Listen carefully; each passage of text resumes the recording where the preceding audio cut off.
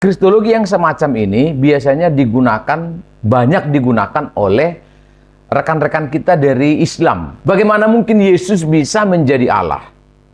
Makanya selalu pertanyaannya dari metode ini adalah, Yesus itu kan anaknya Yusuf, anaknya Maria. Yesus itu kan sekolah. Yesus itu kan tidak maha tahu. Yesus itu kan perlu dikasih makan. Tapi kenapa dia bisa menjadi Tuhan? Nah, beberapa metode pendekatan yang digunakan oleh para sarjana atau para pemikir tentang siapa Yesus. Ada banyak sekali pendekatan-pendekatan. Makanya jenis-jenis kristologi itu menjadi sangat beragam. Nah, ada yang namanya kristologi dari bawah atau metode dari bawah. Nah, kristologi yang semacam ini biasanya banyak digunakan oleh rekan-rekan kita dari Islam. Nah, kalau dia metode dari bawah atau yang disebut metode dengan menggunakan pertanyaan bagaimana caranya Yesus yang adalah manusia, dia bisa menjadi Tuhan. Itu namanya metode dari bawah. Yesus sebagai manusia, posisinya di bawah, atau kualitas kemanusiaannya tentu saja di bawah atau lebih rendah daripada kualitas kealahan. Ditanya, bagaimana mungkin Yesus bisa menjadi Allah? Makanya selalu pertanyaannya dari metode ini adalah, Yesus itu kan anaknya Yusuf, anaknya Maria. Yesus itu kan sekolah. Yesus itu kan tidak maha tahu. Yesus itu kan perlu dikasih makan. Tapi kenapa dia bisa menjadi Tuhan? Begitu. Nah, karena memang dia menggunakan pendekatan atau bentuk kristologi dari bawah. Nah, pertanyaan ini bermasalah karena siapapun manusia normal tidak pernah bisa menerima pikiran ini. Karena belum pernah dalam sejarah peradaban dunia manusia bisa menjadi Tuhan. Dan itu mission impossible. Itu tidak mungkin. Nah, tetapi metode ini ada dan digunakan oleh beberapa kaum tertentu. Nah, tapi ini pertanyaan yang salah, sehingga jawaban apapun terhadap pertanyaan ini pasti salah. Bagaimana mungkin anaknya Yusuf dan Maria, yang adalah manusia biasa, bisa menjadi Tuhan? Ya, tidak mungkin. Begitu. Lalu ada yang namanya metode historis. Nah, metode historis ini biasanya digunakan oleh para sarjana-sarjana liberal atau sarjana-sarjana modern, yang biasanya mereka melakukan studi mendalam tentang siapa Yesus, dia keluarga dari mana, dia tinggal di mana, dia berbahasa apa sebagai orang Yahudi pada masa itu, lalu dia buat apa saja selama di bumi, matinya di mana keluarganya, dan seterusnya. Itu namanya metode historis. Nah, metode historis hanya akan sampai pada satu kesimpulan bahwa Yesus itu memang pernah dan betul-betul ada. Yesus ini nyata, tetapi dia hanyalah seorang pengajar, dia pernah hidup, dia sebagai manusia biasa, dan seterusnya. Nah, itu dia menggunakan metode historis, dan para arkeolog biasanya memburu atau istilahnya itu mencoba menemukan kuburan Yesus, ingin menemukan siapa saja saudara Yesus, tapi dengan motivasi hanya ingin membuktikan bahwa Yesus adalah manusia pada umumnya. Begitu. Artinya tidak pernah menghubungkan Yesus sebagai makhluk ilahi. Nah, itu metode historis atau kristologi historis. Tapi ada yang namanya kristologi fungsional.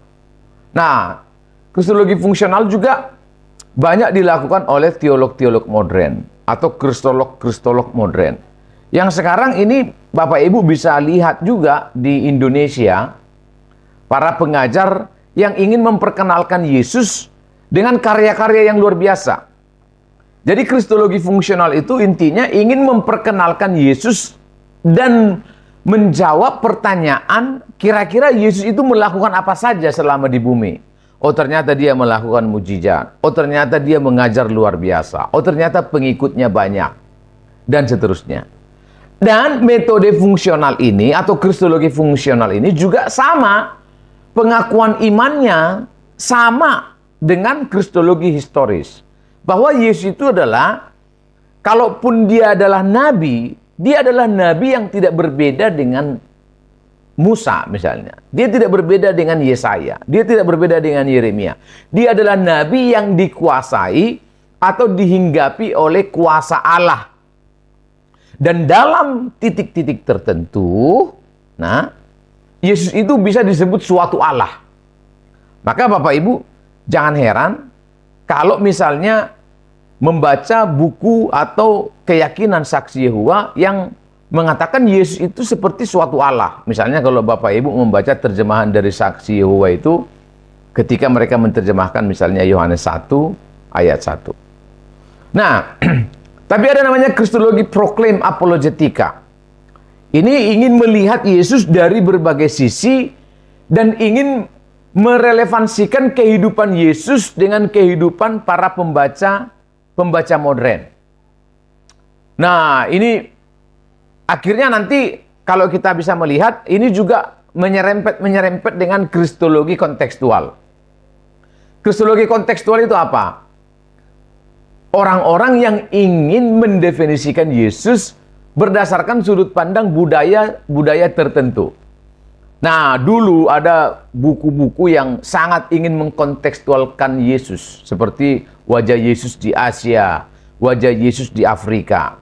Nah, Yesus di Afrika itu digambarkan sebagai sosok yang membela orang-orang marginal dengan rambut yang agak keriting, mohon maaf, kemudian kulit yang agak hitam. Nah, jadi Yesus itu ditampilkan berdasarkan budaya atau culture dari Afrika. Lalu Yesus di Asia ditampilkan rambutnya lurus, matanya agak sipit. Kalau di daerah-daerah tertentu dia kulitnya agak coklat dan seterusnya. Sehingga akhirnya Yesus itu menjadi sangat relatif. Jadi Yesus menurut Asia berbeda dengan Yesus menurut Afrika. Berbeda dengan Yesus menurut orang-orang di Eropa.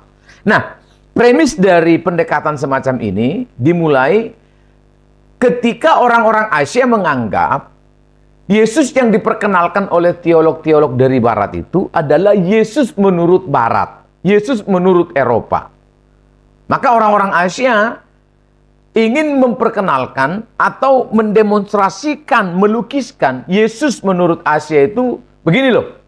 Jadi kita tidak perlu harus menyamakan paradigma kita dengan orang-orang Barat dalam mengidentifikasi atau dalam mengenal Yesus.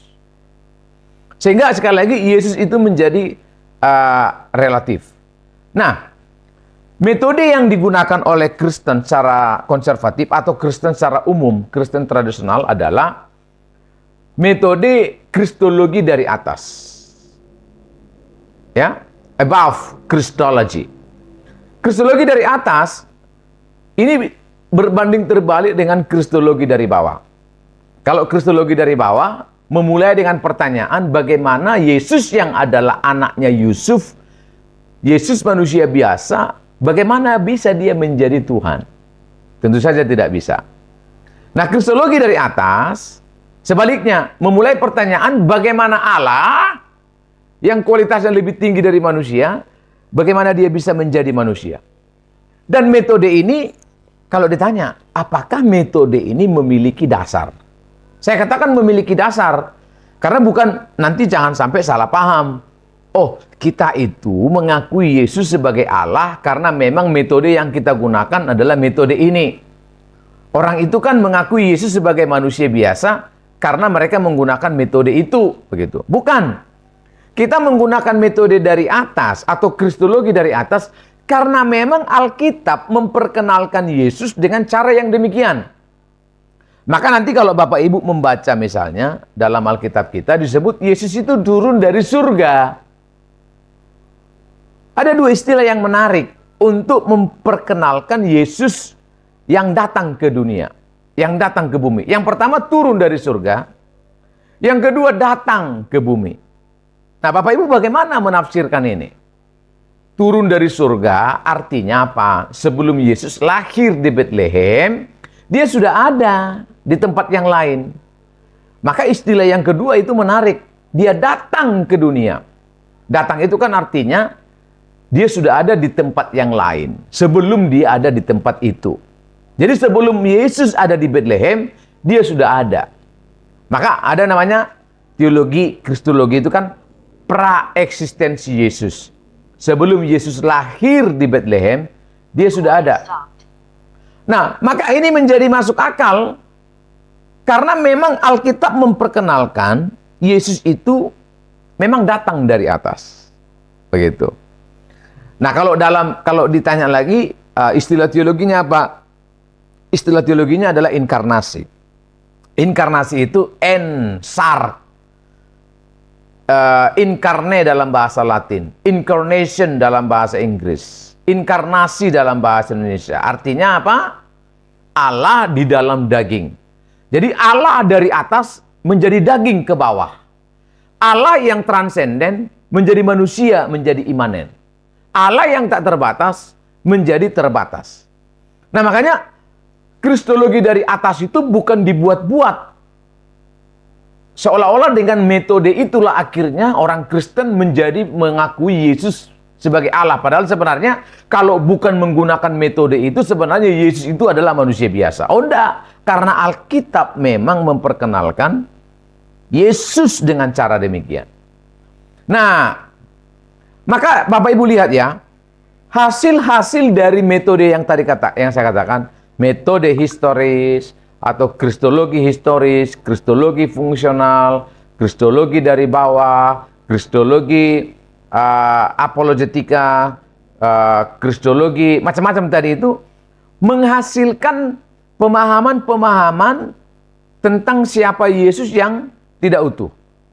Dan kalau Bapak Ibu misalnya belajar teologi kontemporer, pemahaman-pemahaman teolog tentang Yesus yang tidak sempurna itu bukan barang baru. Karena sejak zaman dulu telah muncul ajaran-ajaran sumbang yang dihasilkan oleh pendekatan kristologi yang saya sebut tadi. Misalnya Ebionism. Ini bahkan 80 tahun setelah Rasul mati, ini sudah muncul ajaran Ebionism ini. Nah, Ebionism ini menggunakan metode dari bawah. Makanya Ebionism hanya mengakui Yesus sebagai manusia. Tidak mungkin dia Allah. Ini Ebionism ini lahir pemikirannya sekitar tahun 170. Jadi ibaratnya Yesus itu hanya tampak seolah-olah Allah. Ibarat kalau Anda lihat bukit, ya, ini seolah-olah kelihatan, lalu Anda makin dekati, seperti tidak makin kelihatan. Jadi seperti benda yang dilihat dari kejauhan, seperti bukit, begitu loh. Nampaknya aja dekat, padahal kalau makin didekati nggak ada, rupanya jauh sekali, begitu. Itu Ebionism yang hanya percaya bahwa Yesus adalah manusia. Kalau dalam bahasa Ibrani kata Ebionism itu dari kata Evionim, artinya orang yang miskin, orang yang malang. Ini menarik, karena rumusan gagasan seperti ini Anda bisa temukan dalam pikiran-pikiran modern. Apa itu? Yesus itu adalah orang yang paling menderita, orang yang paling malang di dunia, karena dia tidak tahu apa-apa, tapi dijadikan sebagai korban tebusan untuk manusia. Jadi Yesus itu tidak tahu-tahu, tiba-tiba saja dia diadili, kira-kira begitu. Yesus yang sebenarnya tidak tahu bahwa dia akan menjadi korban, tetapi dikorbankan. Nah, begitu loh. Jadi Ebionism mengajarkan bahwa anak itu bukanlah Allah, kira-kira begitu. Jadi Yesus itu bukan Tuhan. Nah, Ebionism dia dipengaruhi oleh monotheism Judaism yang memulai premis Allah itu hanya satu, Allahnya Abraham, Ishak dan Yakub, dan tidak mungkin ada Allah lain. Karena Allah itu tunggal secara numerik, secara bilangan, betul-betul tunggal, betul-betul satu. Maka apapun caranya, Yesus itu tidak boleh menjadi Allah. Kalaupun ada nas dalam Alkitab yang menyebutkan secara vulgar, secara eksplisit, secara terang benderang bahwa Yesus itu adalah Allah, tapi Yesus tidak boleh Allah. Karena mereka kembali ke premis awal. konsep mono itu loh. Allah itu hanya mono. Tidak boleh Allah itu selain Allahnya Abraham, Ishak, dan Yakub.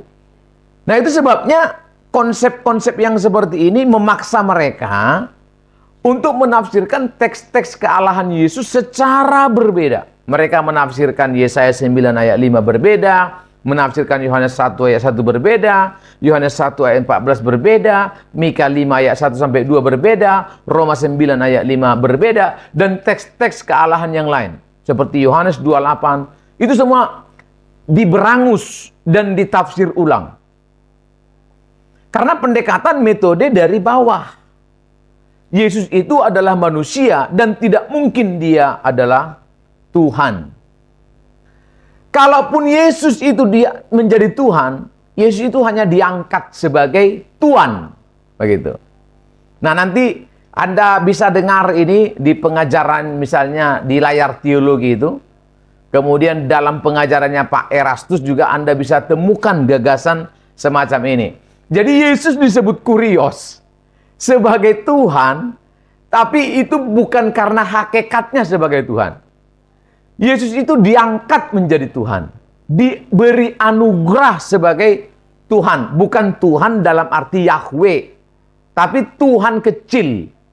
Kalau dalam istilahnya itu minor God atau Allah minor, Allah kecil. Nah jadi lihat ya, Kristologi dari bawah menghasilkan paham seperti Ebionism yang sudah ada sejak tahun 170. Kemudian yang masih mirip-mirip, bukan mirip gagasannya tapi tahun-tahun kemunculannya agak mirip, yaitu Docetism. Nah Docetism ini sangat berbeda dengan Ebionism.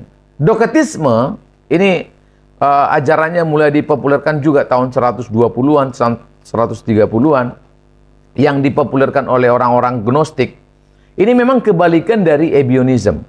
Kalau Ebionism menolak Yesus sebagai Tuhan, menolak Yesus sebagai Allah, Docetism sebaliknya mengakui Yesus sebagai Allah, tapi dia bukan manusia.